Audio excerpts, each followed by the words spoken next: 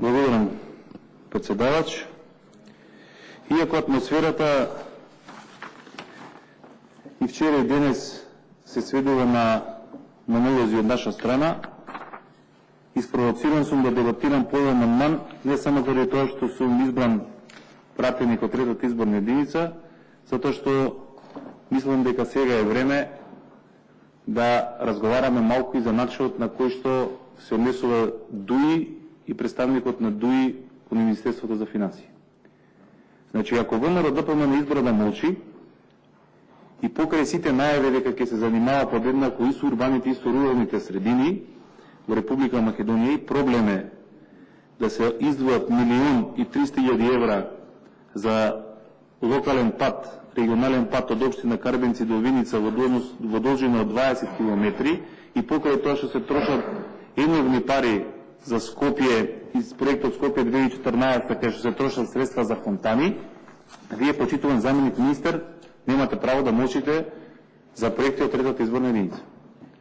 Не знам дали помните, меѓутоа граѓаните добро помнат дека вашиот актуелен потпарол и поранешен министер за здравство на парламентарните избори 2011 година беше носител на листата на ДУИ на кандидатите за пратеници по изборната единица 3. И апсолутно не може со еден ваков индолентен однос да мислите дека можете да ги премолчувате работите и да се однесувате дека немате гласачи во третата изборна единица и дека поради тоа апсолутно не чувствувате никаква одговорност или пак грижа на совест за начинот на кој што се реалоцираат средствата за потребите на граѓаните од изборната единица 3. Тоа што го заменувате министерот за финансии, мислите дека со техничко одговарање, прифаќам или не прифаќам амандман, ќе завршите работата, апсолутно не ве амнестира вашата одговорност. Дополнително, денеска читаме дека вашиот лидер, Али Ахмети, ја менува стратегијата, што го поздравувам, и што ќе се обиде да своите политики да адресира на поголем број на граѓани без разлика на етничката припадност. Господин заменик министер, од буџет од 2,8 милиарди евра, овдека бараме 1.300.000 евра. Ништо. Ќе ви објаснам зошто савев за збор. Значи, на последната посета на премиерот на Штип, бидејќи сега станува актуелна дебатата и гледам дека перијаниците на ВМРО ДПМН се обидуваат да објаснуваат што е популизам и како СДСМ во моментов се однесува популистички, обидувајќи се да ги излаже граѓаните. При тоа правејќи алузии со 2002 година и со начинот на кој што СДСМ се обидува да ги добие симпатиите на граѓаните. При последната посета на Штип, премиерот Никола Груевски покрај низата други важни ветувања даде две многу важни ветувања кои што се однесуваат на општината Штип. Првото, дека до 2020 година ќе биде изграден карго аеродромот во Штип, и второто, дека повторно до 2020 година ќе биде изградена клинична болница во Штип. Прво, не е популизам, не е лаички пристап, тука е врвно лицемерие да ветува некој за нешто што ќе се случи во 2020 година, кога нема да е тоаш на власт. Тоа е првата работа. Втората работа, да ве подсетам, бидејќи тврдам дека давањето на Скопскиот и Охридскиот аеродром под концесија на турски ТАФ ќе биде скандал на десетлетието на оваа влада на ВМРО ДПМН, и само поради фактот што малку луѓе во Република Македонија или мал процент на луѓе разбираат оваа проблематика, се уште тоа не е актуализирано во јавноста, но при смената на власта тоа ќе се случи.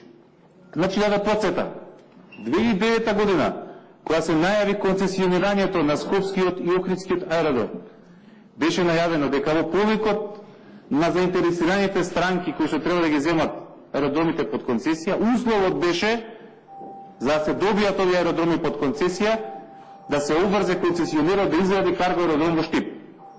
И покрај окружувањето на голем број домашни експерти дека не е возможно да се изгради карго аеродром во Штип, бидејќи има проблем со така наречената ружа на ветрови и е тешко да се обезбеди аеродром во Штип, затоа што не може таму да се обезбеди безбедно слетување на авиони, остана Министерството за транспорт и врски на истото свое становиште и при тоа и други претенденти да станат концесионери, реномирани фирми или оператори на аеродроми во регионот, се откажа од понудите, затоа што беа свесни дека не може да го изградат карго аеродромот во Штип. Од кога се даде под концесија Скопскиот и Охридскиот аеродром, тогаш се одложи, како што и беше очекувано, изградбата на карго аеродромот во Штип. И сега премиерот, кој што не е популист и никогаш не лаже, секогаш ќе говори вистината, под наводници,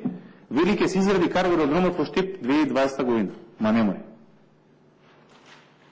А нели имаше инвестиција тако 230 милиони евра?